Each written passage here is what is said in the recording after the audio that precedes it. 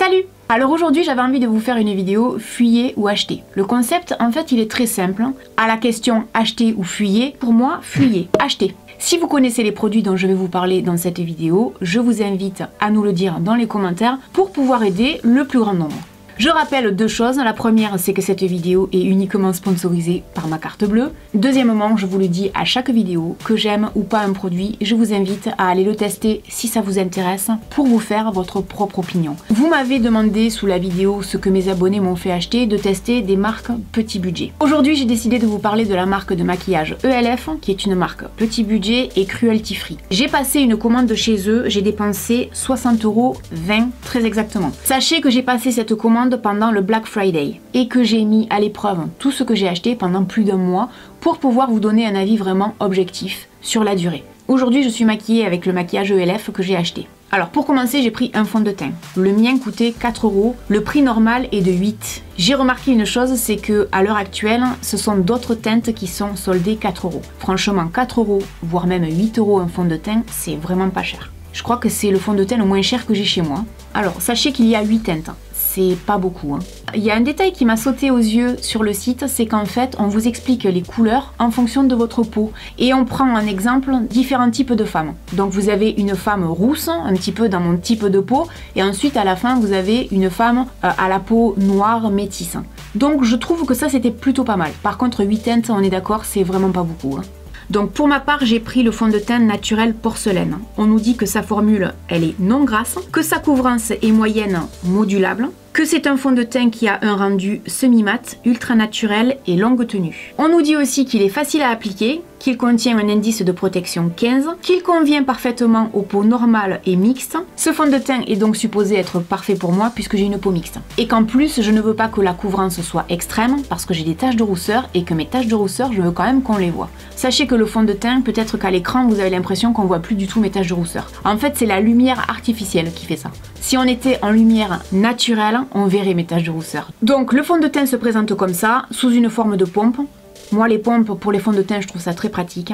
La première chose je vous dirais c'est que il n'est pas facile à appliquer. Alors j'ai essayé avec mon Beauty Blender mouillé, j'ai pas trouvé ça facile. Je trouve qu'il est plus facile à appliquer en fait avec un pinceau. Je pense qu'il faut essayer de le chauffer un peu. De temps en temps ce que je fais c'est que j'en mets sur ma main, je le chauffe un peu et après je l'applique. Voilà, ça c'est peut-être un des défauts que je vais lui trouver. Après au niveau de la couvrance, effectivement c'est pas une couvrance totale. Si vous avez envie qu'il couvre beaucoup plus vos imperfections, vos boutons, etc., vous mettez une seconde couche sans hésitation. C'est vrai que par exemple quand j'étais en train de me maquiller, j'avais un bouton sur le front. Le bouton on le voit au bout de quelques instants. Donc c'est pas une couvrance totale. Et sur la durée, la tenue sur une journée, en fait la tenue a été d'à peu près 5 ou 6 heures. Ensuite j'ai fait quelques petites retouches. Par contre c'est pas un fond de teint qui m'a fait briller. C'est pas un fond de teint qui s'est oxydé. J'ai pas eu de problème particulier. Pour moi c'est une belle découverte. Donc achetez ou fuyez, je vous dirais vous pouvez acheter. Ensuite la base à paupières. Alors je l'ai payé 1 €. Alors cette base à paupières, ce que je n'ai pas du tout aimé, c'est le pinceau. Je trouve que le pinceau est très désagréable quand on l'applique sur la paupière. Il est assez dur. La mousse dessus, je pense, doit être très fine parce que je l'ai trouvé très désagréable. Après, je trouve que pour une base à paupières à 1 €, franchement, il fait le job quoi. J'ai été très surprise. La première fois que je l'ai testé, c'était quand je vous filmais la vidéo avec mon chien sur la SPA, mon projet secret. Le maquillage a tenu toute la journée. D'ailleurs, quand je me suis regardée le soir dans la glace et que j'ai vu que mon maquillage sur les paupières avait tenu toute la journée, il n'avait pas du tout bougé. Vous savez la remarque que je me suis faite en fin de journée, c'est que cette base à paupières, à mon sens, elle vaut autant une base à paupières Milani qu'une base à paupières Urban Decay. Là, je sens qu'il y a des gens qui vont me dire non Laurette t'es payée pour le dire. Non franchement pas du tout non.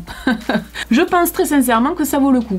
Donc achetez ou fuyez, achetez. Ensuite j'ai testé cette fameuse palette contouring, elle coûte 8 €. C'est la première palette réellement de contouring que j'achète. Je suis pas une grande fan de contouring à la base. J'ai tendance à beaucoup me maquiller ces derniers temps, mais ma nature profonde et ma personnalité généralement c'est plutôt d'y aller mollo avec le maquillage. Mais c'est vrai qu'en ce moment je sais pas ce que j'ai, je fous plein de maquillage, mais c'est comme ça. Ce que je peux vous dire déjà, c'est que le packaging je suis assez surprise. Il est hyper résistant.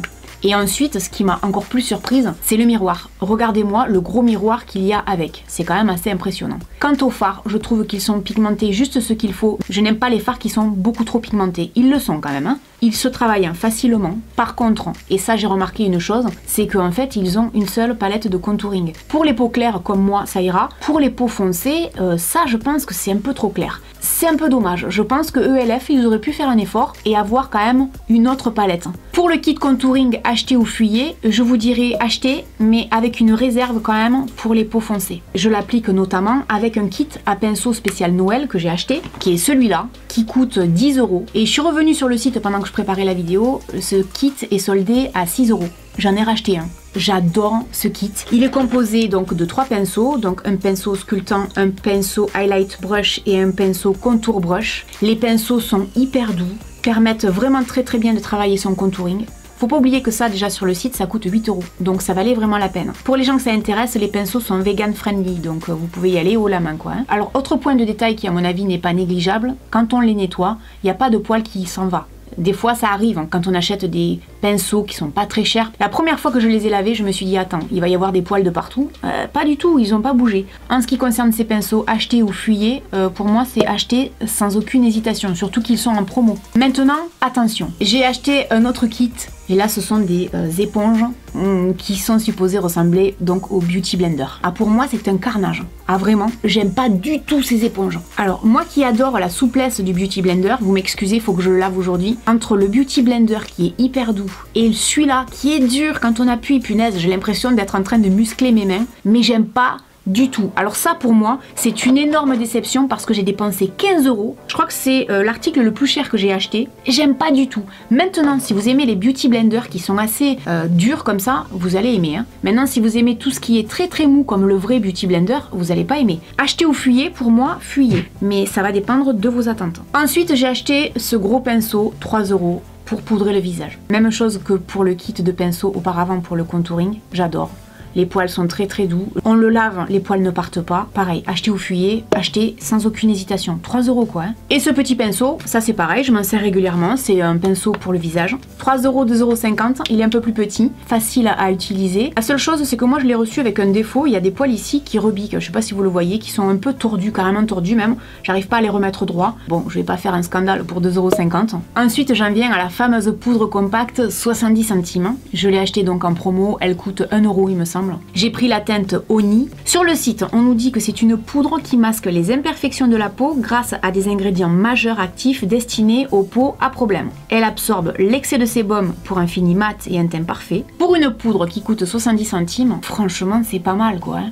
Je m'en sers pour effectivement poudrer le visage. Le rendu est plutôt naturel, j'ai pas de problème. Bon par contre la taille est assez petite, hein, comparée à une poudre normale. Ça c'est Kiko, ça c'est ELF. Vous voyez quand même, hein. Mais bon, on va pas se plaindre, ça coûte 1 € non soldé. Je vous dirais que la couvrance est légère. Ce que j'aime, c'est qu'en fait, je m'en sers pour plein d'autres choses. Je m'en sers comme bronzer, parce que justement, c'est très léger. Je m'en sers aussi comme fard de transition. C'est pas une poudre à la qualité extraordinaire, ni même exceptionnelle, mais pour le prix, acheter ou fuyer, je vous dirais acheter. Maintenant, je vais vous parler de rouge à lèvres. Alors ça, ce sont 3 rouges à lèvres Jumbo. Je les ai payés 2 € au lieu de 5. J'ai pris le Rich Red, le Scarlet Night et le Nearly Nude. Sachez que sur ces rouges à lèvres, ici, il y a un petit taille-crayon. Je suis assez mitigée sur ce taille-crayon parce qu'en fait, oui, ça permet effectivement de tailler la mine. Maintenant, j'ai taillé la mine de celui-là. Je trouve que ça taille la mine large au bout. Et c'est pas terrible quand on a envie de se faire un contour des lèvres. Maintenant, c'est un petit détail et ça peut sauver la mise si on n'a pas un taille-crayon sous la main. Sachez que quand même les couleurs sont jolies, elles sont bien pigmentées, ça n'assèche pas les lèvres, ça reste quand même relativement hydratant. Ça tient plusieurs heures, sauf si vous mangez ou si vous buvez, bien évidemment. Maintenant, pour le prix, je trouve que c'est cher 5 €. Je les ai achetés soldés, ça allait. Mais quand on pense que Kiko, on a 2 fois plus de poids pour le même prix, je trouve que 5 € ça fait un peu cher. En fait, il y a 1,4 g de produit. Dans le Kiko, il y a 2,27, c'est-à-dire quasiment le double. Après, pour les gens qui auraient des Kiko ou des Color Drama de Maybelline et d'autres marques d'ailleurs, hein, c'est exactement la même chose. C'est hyper pratique, hein. Ça prend pas de place dans le sac ou dans une poche. On se fait le contour des lèvres, on remplit et le tour est joué. Alors en ce qui concerne ces rouges à lèvres, un détail qui pour moi n'est pas négligeable, c'est la pastille ici de couleur. C'est-à-dire que logiquement, c'est supposé vous dire quelle couleur vous allez mettre aujourd'hui. Vous voyez à quel point c'est foncé? Mais en fait, c'est mon rouge à lèvres. Donc ça n'a pas vraiment de rapport, quoi. Vous le voyez ouvert, hein? Là et là, c'est pas tout à fait la même couleur, quoi. Donc en fait, ça, c'est mon rouge à lèvres d'aujourd'hui. Au niveau des retouches, ben c'est facile, il n'y a pas de problème. On se fait le contour des lèvres, on rajoute. Bon, moi, franchement, j'adore ce genre de produit. Je suis vraiment fan. Maintenant, acheter ou fuyer. Acheter à 2 €, oui. Acheter à 5 €, non. Alors ensuite, j'ai pris sur le site une nouveauté qui est un rouge à lèvres mat fuchsia. Je l'ai payé 2 € au lieu de 5.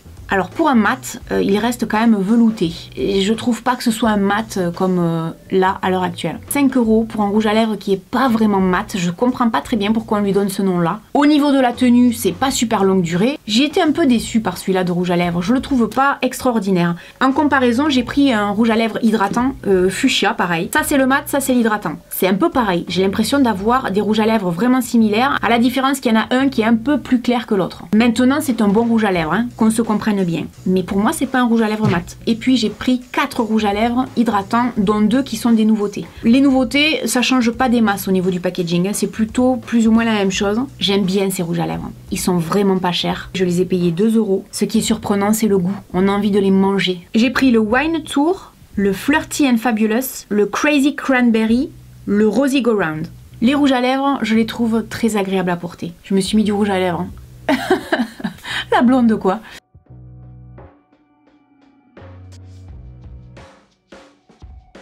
Ni vu ni connu, je t'embrouille. Au niveau tenue, si je dois les comparer à des rouges à lèvres très haut de gamme, du genre Givenchy ou Estée Lauder, c'est la même chose, c'est-à-dire ça va tenir 2, 3, 4 heures grand maximum. L'avantage, c'est que ça coûte 2 €, donc pour le prix d'un très grand rouge à lèvres, là vous allez pouvoir en avoir une quinzaine. C'est pas beau ça? J'adore, je les trouve excellents, autant par le packaging que par la pigmentation, que par l'application, que par la tenue, que par la douceur, que par les couleurs. C'est une très très belle découverte. Je suis fan de rouge à lèvres, je peux vous dire que des rouges à lèvres ELF, j'en achèterai d'autres. Donc à la question acheter ou fuyer pour les rouges à lèvres hydratants, pour moi acheter sans problème. Donc pour résumer, j'ai dépensé 60,20 € très exactement chez ELF. Ça fait donc maintenant plus d'un mois que je teste ELF. Je peux vous dire que à la question globale sur la quantité de produits que j'ai acheté et que j'ai testé, à la question acheter ou fuyer, je vous dirais acheter à 90%, sans hésitation. Voilà, j'espère que cette vidéo vous aura aidé. N'hésitez pas à me dire dans les commentaires si vous voulez d'autres types de vidéos comme celui-là, acheter ou fuyer, où on va donner tous ensemble notre avis sur des produits, sur une marque, etc.